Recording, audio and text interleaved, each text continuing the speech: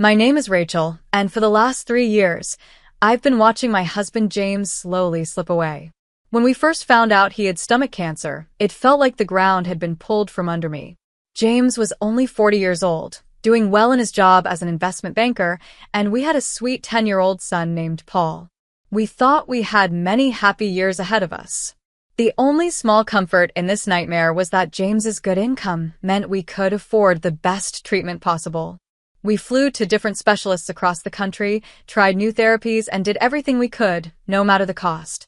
But as time passed, it became clear that the treatments were only giving us more time, not a cure. Through all of this, James's parents, Lauren and Brian, were always there for us. They lived just 15 minutes away and helped without being asked. "Rachel, we'll pick Paul up from school today," Lauren would say on days when James had treatments. "Don't worry about dinner either. I made extra lasagna." At night, Paul would sometimes pull on my sleeve while I tucked him into bed. His eyes were full of worry and hope. "Mom, when is Dad going to get better?" he'd ask. I never knew how to answer that. How do you tell a child that his dad is dying? So I would just stroke his hair and say, "The doctors are doing their best, sweetie." My own parents, Christina and Jacob, were a different story. They lived just as close as James's parents, but it felt like they were miles away. "Mom, can you pick up Paul from school today?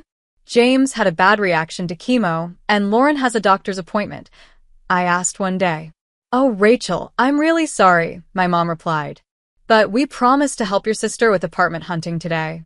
You know how Jacqueline gets when she's stressed." It was always about Jacqueline. That's how it had been my whole life. When I was 7, my parents didn't come to my school play because Jacqueline had a cold. At my high school graduation, they left right after the ceremony to go to Jacqueline's dance recital, even though she was just part of the group and not the main dancer. Over the years, I got used to being second. James became my real family, and his parents treated me more like their daughter than my own parents ever did. So when James's health got worse last month, I prepared myself for the end, surrounded by the people who truly cared about me. The night James died, I was holding his hand. His breathing had slowed down hours earlier, and the hospice nurse had told me it wouldn't be long. "Rachel," he whispered, his voice barely there. "Take care of Paul. You're the strongest person I know." Those were his last words. I sat there for hours, still holding his hand as it slowly turned cold. I couldn't believe that the man I had spent 13 years with was really gone. Lauren and Brian, James's parents, came to the hospital within an hour after I called. Their faces were filled with the same pain I was feeling. "We're here, sweetheart," Lauren said as she hugged me. "We'll always be here." That night, I sent a message to my mom. "James passed away tonight." An hour later, she replied with just 2 words. "That's terrible." No phone call. No asking how Paul and I were. No offer to come over and help. Just a short message. But I was too numb to care. There was a funeral to plan, a son to comfort, and a broken life I had to somehow put back together. The days after James's death felt like a blur, making funeral plans, signing papers, and trying to explain to Paul that his dad wasn't coming home. Lauren and Brian helped with everything. They made the phone calls when I couldn't speak and sat with Paul when I didn't know how to answer his questions. I felt like I was drowning. The funeral home needed answers about the service, relatives were calling asking for directions, and I still had to pick up a suit for Paul. I hadn't slept more than 3 hours at a time since James passed away. "I need to ask my parents to watch Paul," I told Lauren as we sat at the kitchen table, surrounded by sympathy cards. "You and Brian are already doing so much." I drove Paul to my parents' house, practicing what I would say. When we got there, my mom opened the door wearing a jacket and holding her purse. She looked like she was ready to leave. "Rachel, this isn't a good time," she said, not even inviting us in. "We're just heading out." "Mom, please. It's only for a few hours. I need to finish everything for the funeral," I begged. "We've had these plans for weeks," my dad added, stepping beside her. "We can't cancel now." Before I could say anything else, they both stepped outside and locked the door behind them. "We really have to go," my mom said firmly. "I'm sure you can find someone else." They walked to their car and drove off without even saying goodbye to Paul, who stood there quietly, hurt and confused. I called my friend Isabella, who immediately said yes to watching him. After I dropped Paul at her place, I couldn't help myself. I drove past my parents' house on the way home. Their lights were on, and Jacqueline's red Mazda was in the driveway. So that's their big plan? I muttered, letting out a bitter laugh. They weren't busy. They just chose to spend time with Jacqueline instead of helping me. Again. That evening, I sent a message in our family WhatsApp group. James's funeral is at 10 a.m. on Saturday at Greenwood Chapel. There will be a small reception afterward. I saw the read receipts appear next to my parents' and Jacqueline's names. No one replied. The night before the funeral, I was so anxious that I called my mom directly. Mom, you saw my message about the funeral tomorrow, right? It starts at 10. There was a short pause. Oh, Rachel, I'm sorry, she said. But we can't come. Jacqueline made a lunch reservation at Emilio's to celebrate her promotion. It's at noon, and we already said we'd be there.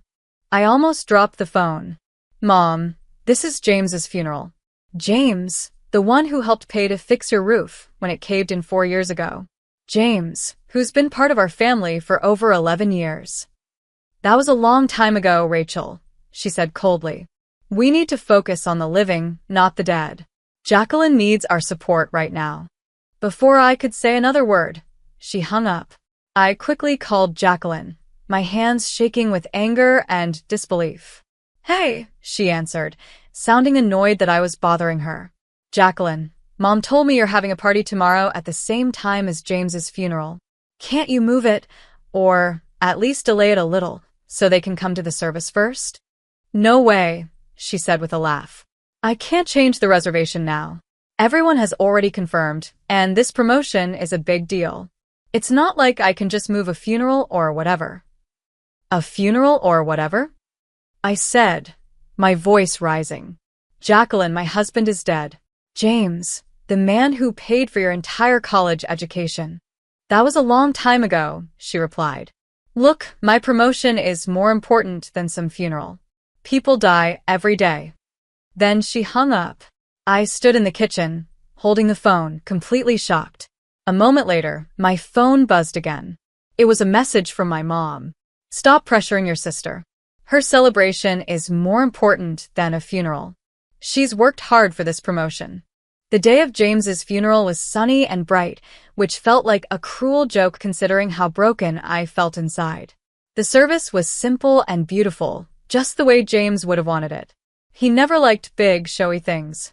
The small chapel was filled with people who truly cared about him, friends, neighbors, co-workers, and most of all, his family. During the eulogy, I spoke about how kind and generous James was. I talked about how deeply he loved Paul. Paul sat between Lauren and Brian, holding their hands as he cried quietly. After the service, many people came up to me to say kind words and offer support. A few of them asked where my parents were. I was surprised not to see your folks, said one of James's old college friends. Are they not well? They had something else planned, I said coldly, not wanting to explain. Lauren noticed how uncomfortable I was and quickly changed the subject, guiding the conversation away from my parents. That night, after everyone had left, I sat alone in the living room surrounded by sympathy cards and flower bouquets. The house felt painfully quiet without James. The silence hurt. My phone buzzed again. It was a text from Jacqueline. Hope the funeral went okay. Mom posted pictures from my party. I got promoted to senior account executive. No sympathy. No mention of James. Just a message about her party, filled with smiley faces and celebration emojis. I didn't reply. I just turned off my phone and went upstairs to check on Paul. He was fast asleep, holding the teddy bear James had given him for his last birthday. I climbed into bed next to Paul, finding comfort in the sound of his soft breathing. For the next week, I felt like I was walking through a cloud. Everything felt heavy and blurry. Lauren and Brian came by every day. They brought food, took Paul to the park, and helped me go through James's things. My own parents didn't call. Not once. They didn't check on Paul, and they didn't ask how I was doing. Nothing. A week after the funeral, I got a phone call from James's lawyer, Mr. Eric. "Mrs. Turner," he said kindly, "it's time to go over James's will. He made very careful plans. Would tomorrow afternoon work for you?" I agreed and called Lauren and Brian to come too. James had included them in the will, and I knew he would want them there. The next day, Mr. Eric arrived at exactly 3 p.m. He carried a leather briefcase and had a serious look on his face. But when he saw Paul, his expression softened. "Your father talked about you all the time," he told Paul, gently shaking his small hand. "He was very proud of you." We all sat in the living room, me, Paul, Lauren, and Brian, ready for the reading. I didn't expect anything surprising. James and I had talked many times about what he wanted, so I thought I knew everything already. But just as Mr. Eric was about to begin, the doorbell rang. "Are you expecting someone else?" Lauren asked, looking confused. "No," I said, just as puzzled, and went to open the door. I nearly slammed it shut again when I saw who was there, my parents and Jacqueline, all standing on the porch with fake sad looks on their faces. "What are you doing here?" I asked sharply. "We heard about the will reading," my mother said, trying to peek inside. "James wasn't a stranger to us. We have a right to be here." "A right?" I repeated, shocked. "You didn't come to his funeral, but now you think you have the right to be here?" My father cleared his throat. "Now, Rachel, let's not bring up the past. We're just here to support you." "Support me?" I said with a bitter laugh. "That's a good one." Before I could stop them, my mother gently pushed past me into the house, with my father and Jacqueline right behind her. "We're family," she said firmly, like that gave her permission. I stood there frozen, stunned at how bold they were, walking in like nothing had happened. When we entered the living room, Lauren and Brian's faces darkened as soon as they saw who had shown up. "What are they doing here?" Brian whispered. When I came back into the room, I was shaking with anger. "I have no idea," I said, trying to stay calm. "But I'm not going to cause a scene in front of Paul." Mr. Eric, always professional, raised an eyebrow and said, "Shall we begin the reading of the will?" My parents and Jacqueline sat on the couch across from Lauren and Brian. Paul sat beside me in a small armchair. The room was filled with tension. You could feel it in the air. "I, James Brandon Turner, being of sound mind, declare this to be my last will and testament," Mr. Eric began, reading from a formal document. James had organized everything with great care. To his parents, he left $300,000 to help them enjoy retirement and to thank them for always being there for us and for him during his illness. "We never expected this," Lauren said softly, her voice breaking. Brian squeezed her hand, holding back tears. Then came the main part. To me, James left our house, 2 city apartments I didn't even know he owned, and $500,000 in savings. "These apartments bring in good rental income," Mr. Eric explained. "James bought them as investments 4 years ago." I sat there in shock. James had planned everything so carefully to make sure Paul and I would be okay, even without him. As the lawyer kept reading, I noticed my mother's face change. She went from looking mildly sympathetic to clearly interested. Jacqueline suddenly sat up straighter, listening closely. When Mr. Eric finished, my mom clapped her hands. "Well, this is wonderful news, isn't it, Rachel? You're quite well off now." The room went silent. Lauren and Brian stared at her, horrified. "I mean," my mom continued, totally unaware of the mood in the room, "with 2 apartments and all that money, you can help the family. Jacqueline's been struggling with rent, haven't you, dear?" Jacqueline nodded quickly. "Yeah, it's really expensive these days. And you've got 2 apartments just sitting there." I couldn't believe what I was hearing. James hadn't even been gone that long, and they were already after his money and property. "You should give one of those apartments to Jacqueline," my father said, like it was the most normal thing in the world. "What do you need 2 for, anyway?" I stood up slowly, my fists clenched at my sides. "Are you serious?" I said, my voice shaking. "You skipped James's funeral for a party. You ignored me and Paul for a week. And now you show up uninvited to his will reading, just to ask for his property." "Now, Rachel," my father said in a calm, patronizing voice. There's no reason to be selfish. You're alone now, but you've got all this money. You should share it. Selfish. I repeated, my voice rising. I'm not alone.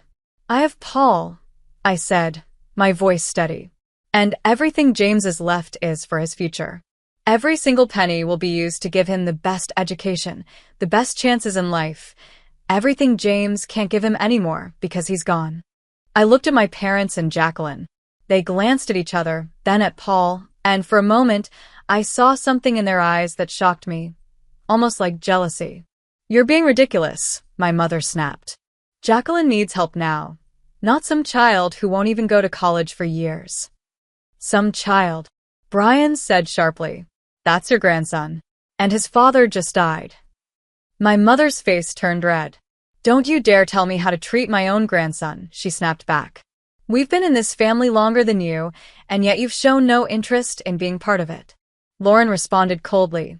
We've been here every single day, helping Rachel and Paul, while you ignored them. That's enough, I said, raising my voice and losing my patience. Paul, can you go upstairs to your room for a little while? Take Mr. Eric with you and show him your model airplanes. Mr. Eric looked thankful for the excuse and quickly stood up. I'd love to see your collection, young man, he said kindly, taking Paul's hand. Once they were gone and out of hearing range, I turned to face my parents and sister. I didn't hold back anymore. How dare you walk into my house just days after James's funeral, a funeral you didn't even care to attend, and ask for his money? James worked hard his whole life to provide for me and Paul. He fought cancer for 3 years, and not once did you offer to help. You couldn't even watch Paul for a few hours.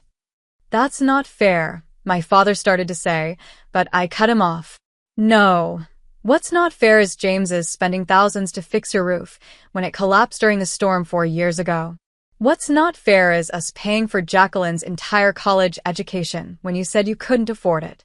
And now you think you deserve something? I took a deep breath and looked them in the eye. Let me make this clear. I will not give you any of James's money or property. Not now, not ever. Every penny will be used for Paul, just like James wanted. That's what will happen. My mother's face twisted in anger. You ungrateful brat. After everything we've done for you. I stared at her. What exactly have you done for me, Mom? Name one thing. One real act of love or support. She opened her mouth, then closed it again, unable to say a word. Exactly, I said quietly. I think it's time for all of you to leave, I said.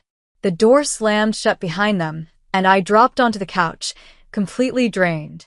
You did the right thing, Brian said gently but firmly. Did I? I asked. They're still my parents. Jacqueline is still my sister.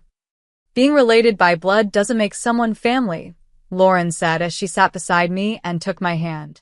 Love makes a family. Being there during the hard times makes a family. I nodded. I knew she was right, but the hurt of being rejected, something I had felt my whole life, was still there. Later that night, after Lauren and Brian had gone home and Paul was fast asleep, I sat down at my computer. A notification popped up. My mother had tagged me in a post on social media. It read, "Heartbroken that my eldest daughter has become so greedy and selfish after her husband's death.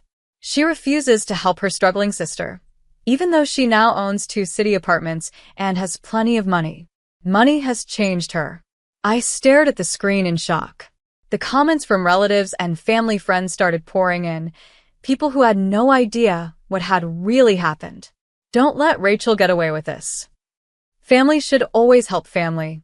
Poor Jacqueline, always struggling, while Rachel has everything handed to her. A wave of anger rose in me like never before. Even for my mother, this was a new low, trying to shame me publicly so I'd give them James's money. I took a deep breath and placed my fingers on the keyboard. If she wanted to share our family's private matters in public, then I was going to share the truth. I began to type. I've stayed silent for a long time, but since my mother has made this public, I feel the need to respond. 4 days ago, I buried my husband James, who died after a 3-year fight with stomach cancer. My parents and sister did not come to his funeral. Why? because my sister scheduled a party for her job promotion on the same day, and they thought that was more important.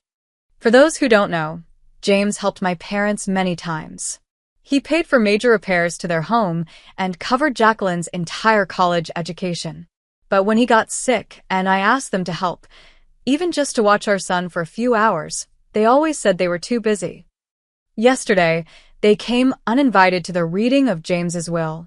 When they found out he had left money and property to me and our son, they immediately demanded that I give one of our rental homes to Jacqueline, saying, and I quote, "She needs it more than some child." That child is their 10-year-old grandson. He's just a little boy who lost his father. I'm not sharing this to hurt anyone.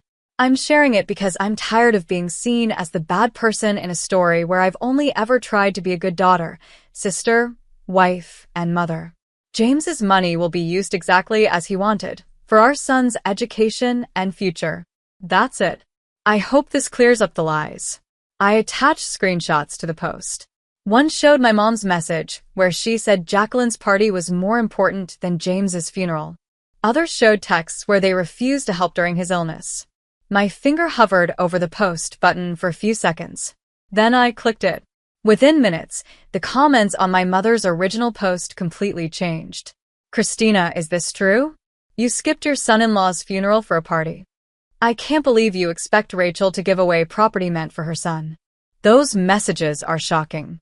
How could you say a party is more important than a funeral? Calls and messages started coming in that evening. Relatives and friends were shocked by what my parents had done. Many reached out to support me. My mom tried to comment, saying I was lying, but the screenshots proved everything. After a while, she deleted her post, but it was too late. The truth was out. The next morning, I woke up to dozens of missed calls from my parents and Jacqueline. I didn't listen to any of the voicemails. I blocked all their numbers. I didn't want to hear anything they had to say. Over the next few weeks, they kept trying to reach me. They sent emails asking for forgiveness, but still asked for money. They sent messages through mutual friends. They even showed up at our house uninvited. Each time, I stood my ground. I had made my decision. They were no longer part of our lives. They're never going to change, are they? I asked Lauren one afternoon as we watched Paul playing in the backyard. People don't change easily, she said gently. Not deep down, anyway. It's strange, I said. I used to think I needed their love and approval. I spent my whole life trying to earn it. But now, Lauren said, finishing my thought, you know your own worth. And you know Paul deserves better than to go through what you did. 7 months after James's death, life had found a new rhythm. Lauren and Brian were still deeply involved in our lives. They joined us for Friday dinners and helped with Paul's school events. I had started managing the rental properties James left behind. To my surprise, I actually enjoyed the work. The apartments in the city center turned out to be great investments. They brought in steady income and added to the savings I was building for Paul's future. I also used some of the money to invest in shares of companies James always believed in. It felt good to see the money grow and receive steady payments from those investments. As for my parents and Jacqueline, I sometimes heard news about them through other family members. They were having money problems. Jacqueline had lost her job, and my parents were complaining about the high costs of retirement. Every time someone brought it up, they would hint that maybe I could help them. My answer was always the same. I'm sorry they're struggling, but my responsibility is to my son. Some people said I was cold or unforgiving. Maybe I was. But when I looked at Paul, growing stronger, smiling more, and surrounded by people who truly loved him, I knew I had made the right decision. One night, as I tucked Paul into bed, he asked something that surprised me. Mom, do you ever miss Grandma Christina and Grandpa Jacob? I paused, thinking about how to answer in a way that was honest but wouldn't hurt him. I miss the kind of relationship I wished we had, I said softly. But not the one we actually had. He nodded slowly, like he understood more than a child his age should. I'm glad we have Grandma Lauren and Grandpa Brian. Me too, buddy, I said, hugging him. Me too. Some people will never understand why I cut ties with the family I was born into. They've never felt the kind of hurt I lived with, the constant letdowns, the unfairness, the painful truth that some people just can't put others first. But I understood. And more importantly, I had broken that pattern. Paul would grow up knowing he is loved, valued, and supported. He would be surrounded by people who showed their love through actions, not just words. People who were there when it really mattered. People who didn't ask for anything in return.